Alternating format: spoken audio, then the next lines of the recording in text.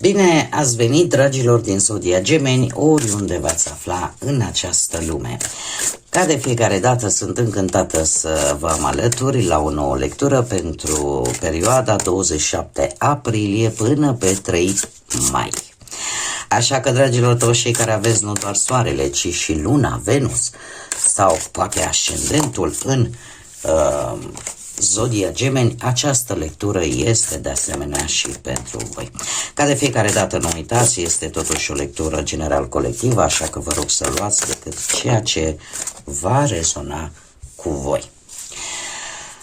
Desigur, vreau să le mulțumesc din suflet tuturor celor care sunteți deja aici, care mă susțineți prin intermediul comentariilor, gesturilor de apreciere și gândurilor voastre bune, așa că mii de mulțumiri tuturor. Cei care sunteți pentru prima oară aici pe canal, vă urez bun venit și dacă la finalul acestei lecturi simțiți că ați rezonat, nu ezitați, dragilor, eu vă invit cu mare drag să vă abonați. În felul acesta puteți să mă găsiți mult mai ușor și să ascultați lecturile mele. Desigur, puteți susține acest canal printr-un simplu like, iar pentru asta vă mulțumesc anticipat. Și acum, îmi cer scuze, haideți să vedem, ce-am strănutat. Haideți să vedem ce este important de știut pentru voi, dragilor, în această ultimă perioadă de aprilie și, desigur, început de mai. Și avem, pe plan profesional, o avem pe Gaia și Zodia Balanță. Dragilor, se pare că intrați cu o energie bună în ceea ce privește medierea sau negocierea unei situații legate de muncă. Sunteți foarte diplomați și cu atât mai mult cei care aveți poate și un ascendent în balanță, sunteți foarte diplomați și voi aveți un rol cheie de a echilibra anumite conflicte, poate la locul de muncă, cu șefii, cu colegii, cu colaboratorii voștri. De ce? Pentru că aveți această abilitate să conectați oamenii. Acționați cu, cum să spun eu, cu mai mult tact, cu mai multă diplomație. Totuși trebuie să vă avertizez, Gaia vine și cu un mic avertisment, acela totuși de a nu evita toate confruntările directe. De ce? Pentru că de multe ori aceste confruntări directe câteodată sunt necesare.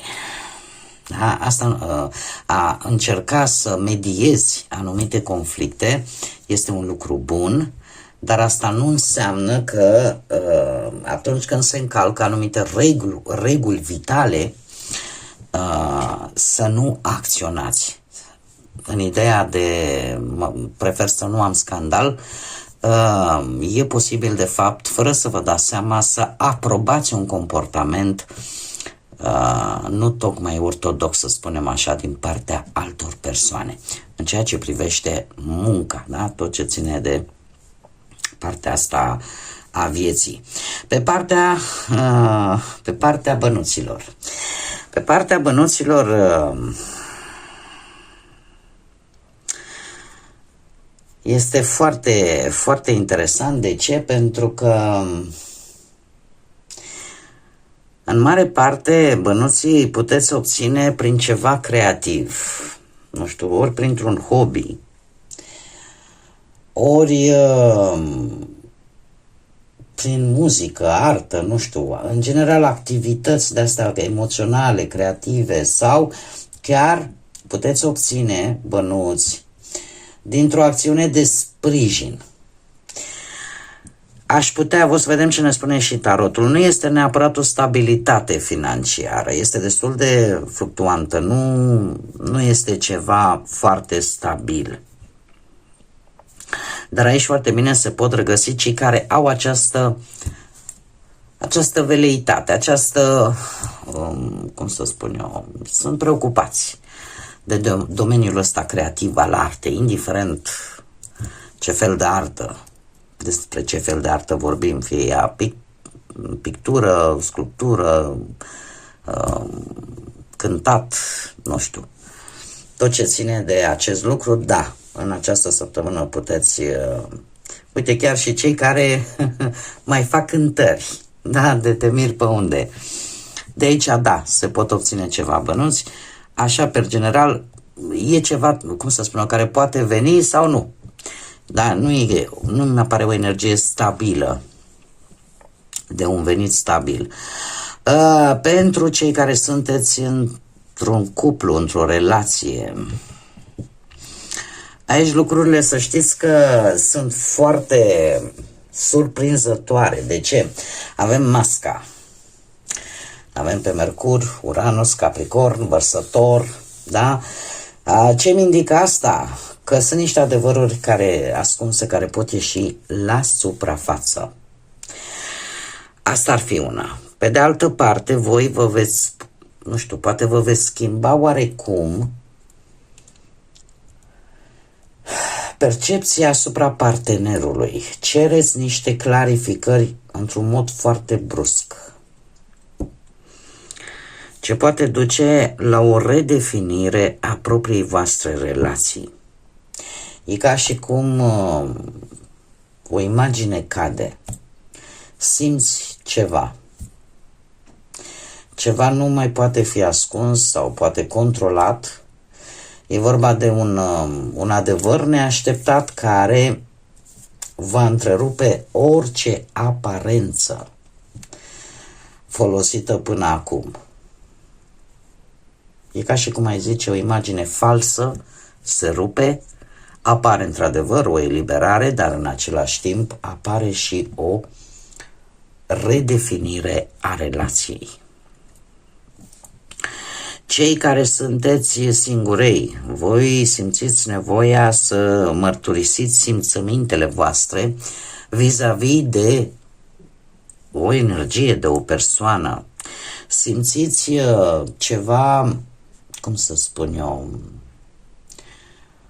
aveți niște intenții clare pe care vreți să le expuneți, pe care vreți să le spuneți cuiva. De ce? Pentru că poate căutați ceva serios, nu vreți să vă mai implicați în tot felul de jocuri și vreți ceva real. Și atunci luați această decizie de a vă mărturisi.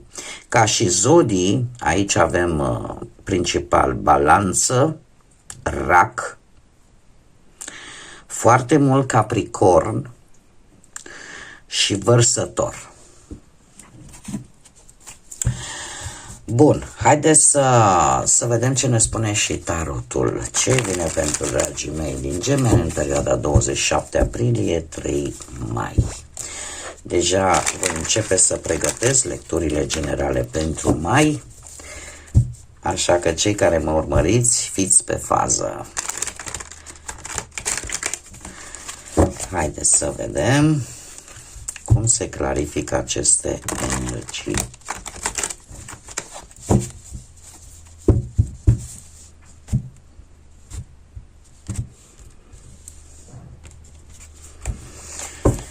Să vedem. Ce interesant, aici avem Împărăteasa și Gaia.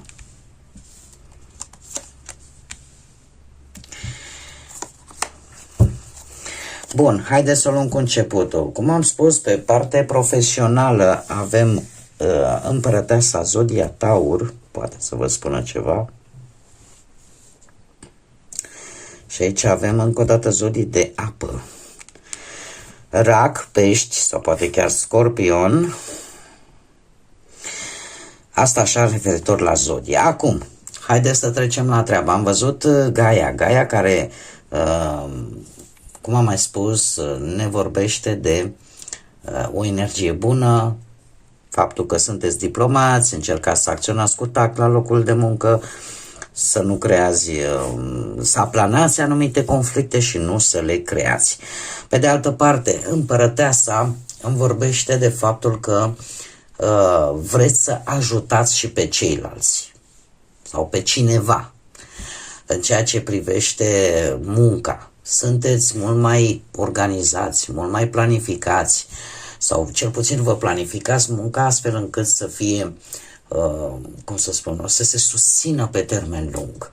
Și atunci, chiar prin această metodă non-violentă, să spunem așa, de diplomație, de tact, în acest mod inteligent, chiar puteți să realizați lucruri pe termen lung, să vă stabiliți așa niște pași foarte clari privitor la poate un anumit proiect, vă puteți sprijini poate colegii, echipa, da? Oferind așa ghidare, ajutor concret. E un soi așa de... Sunteți voi mai protectori în această ultimă perioadă din aprilie și început de mai. Dar să știți că cu energia împărătesei zic că chiar va da rezultate. Toate aceste acțiuni ale voastre în domeniul profesional chiar vă pot aduce rezultate benefice. Pe partea finanțelor, avem o regină de cupe. Se menține această energie de apă.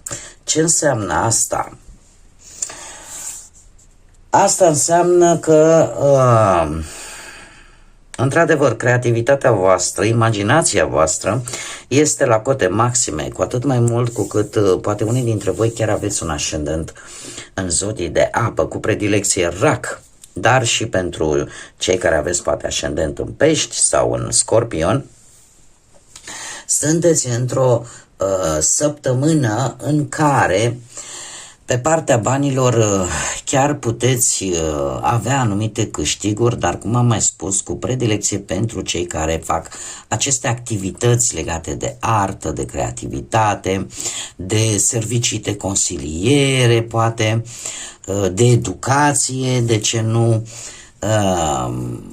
și e o perioadă, zic eu, destul de bună în care voi să investiți poate în anumite proiecte care să vă aducă nu doar bani, ci și o anumită satisfacție. Dar, desigur, așa cum am mai spus, este ceva de moment temporar. Adică nu există o stabilitate materială în adevăratul sens al cuvântului. Dar uite, nu știu, ajutați, având o energie empatică, l-ajutați pe cutărică să, nu știu ce, la o anumită problemă și o faceți contra cost. Faceți anumite servicii, să zicem, în mare parte legate de relațiile cu oamenii, da? Acei consilieri, poate psihologici, sau domeniile astea în care emoția, imaginația, creativitatea se îmbină într-un mod foarte armonios. Cei care sunteți într-o relație, avem un 6 de cupe, tot acest adevăr care va ieși la lumină este legat în mare parte de ceva ce s-a întâmplat într-un trecut îndepărtat.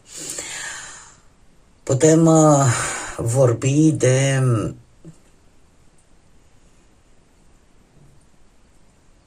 cum să spun eu, poate că unii dintre voi, ori partenerul vostru se leagă foarte mult de trecutul îndepărtat și mai puțin de prezentul actual. Un adevăr, într-adevăr, destul de vechi, care se vrea, nu se vrea, deja nu mai contează, va ieși la suprafață.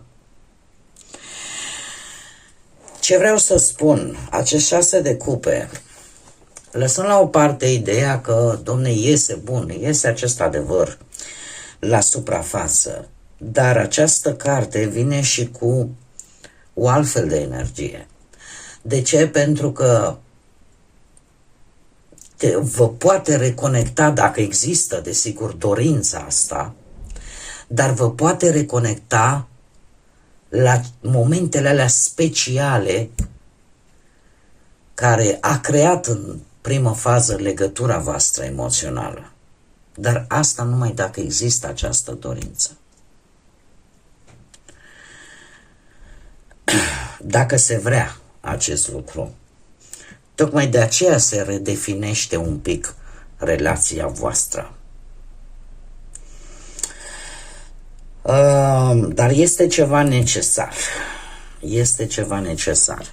Cei care sunteți singurei, voi aici chiar vă poate reprezenta foarte bine, chiar dacă acolo avem Capricorn, aici avem Mercur, guvernatorul vostru în zodia voastră, și asta îmi spune, dragii mei, cei care sunteți singuri, că veți iniția întâlniri. Veți face, cum să spun, nu doar că vreți să mărturisiți ceea ce simțiți, ceea ce vă doriți, dar chiar veți și iniția. Poate veți propune o întâlnire, poate veți propune o anumită acțiune concretă. Hai să, nu știu, să mergem în vizită undeva sau, nu știu, fiecare acum cum consideră de cuvință, dar veți face acțiuni concrete. Poate că veți participa la tot felul de cursuri, de evenimente unde se află persoana voastră de interes, da? Și vă veți folosi așa abilitățile voastre pentru a atrage această persoană pe care, din punctul vostru de vedere, o vedeți compatibilă cu așteptările voastre. Da? Și o puteți vedea și în acțiune, în așa fel încât să vă dați seama dacă este ceea ce voi căutați. Surpriza săptămânii este legată de Regele de Spade, care de asemenea vă poate reprezenta pe voi și are legătură foarte mare cu acest adevăr. De ce? Pentru că Regele de Spade, să știți, este o energie strategă, o energie puternic intelectual. De asemenea, aș putea zice că poate chiar un personaj, dacă nu sunteți voi, poate să fie un alt personaj, o autoritate intelectuală care ori va lua o anumită decizie, ori voi veți lua o anumită decizie corectă, bazată pe logică, pe analiză și pe echilibru. Se pare că este o săptămână în care rațiunea, experiența vă poate ajuta în luarea deciziilor, în manevrarea situațiilor, în așa fel încât să fie niște alegeri cât mai bune pentru voi. Nu știu, aș putea zice chiar și pe partea muncii. Un lucru făcut strategic, clar, bine gândit, îți poate rezolva probleme foarte complexe în ceea ce privește munca. Și încă un lucru important, aș spune că comunicarea voastră în această săptămână va fi una clară, foarte eficientă și asta vă face să fiți și eficienți, să fiți precauți, atenți, să fiți responsabili. Referitor la partea asta de cuplu cu acest adevăr, să știți că puteți lua o decizie importantă în cuplu și chiar aveți șansa să rezolvați acest conflict cu calm și cu echilibru. De asta v-am spus, există o șansă dacă există dorința asta, cu adevărat. Și să știți că la cei singuri, chiar dacă voi provocați, să zicem așa, întâmplarea cu ghilimele de rigoare, pentru a vă apropia un pic mai mult de persoana voastră de interes, totuși să știți că nu vă grăbiți. Nu vă grăbiți și chiar analizați cu foarte mare atenție pentru a evita greșelile. Veți urmări să vedeți ce face persoana respectivă. Da? Veți vedea voi acolo, veți încerca să vedeți, este ceea ce trebuie sau nu. Cum de-al minteri, cum am mai spus, acest rege de spade poate reprezenta o autoritate de stat care va avea o anumită importanță sau cu care voi veți avea de-a face în această săptămână. Haideți să vedem și care este mesajul important pentru voi, dragilor, din Gemeni. Ia să vedem. Ego. Dincolo de fațada ego-ului,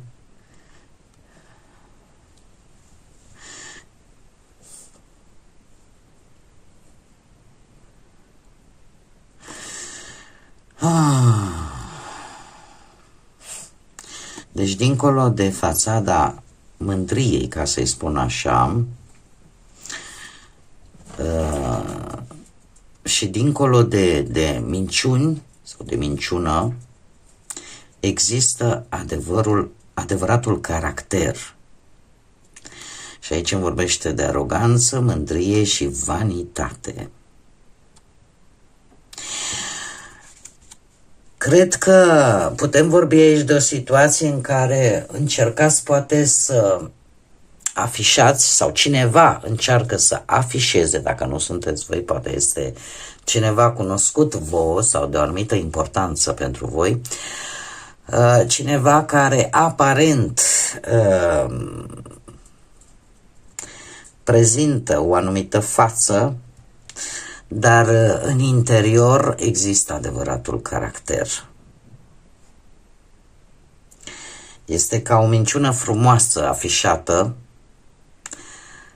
dar trebuie căutată în profunzime. Trebuie căutată în profunzime și poate să fie chiar și la voi să vă arătați așa,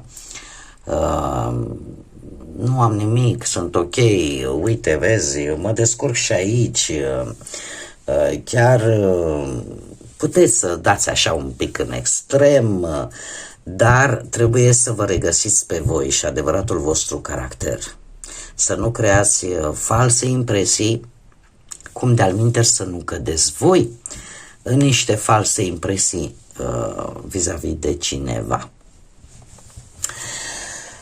Să vă redescoperiți pe voi sau să redescoperiți, așa cum am văzut, ce se află de fapt în profunzime. Știți cum e? Ca la o apă care aparent așa zicea, nu e adâncă, până când intri în ea. Bun, dragii mei, cam acestea au fost mesajele pentru voi. Eu vă mulțumesc că mi-ați fost alături și până la următoarea noastră reîntâlnire, nu uitați, suflete frumoase, să zburați înalt și desigur să lăsați iubirea, pacea, liniștea, credința să vă însoțească la fiecare pas.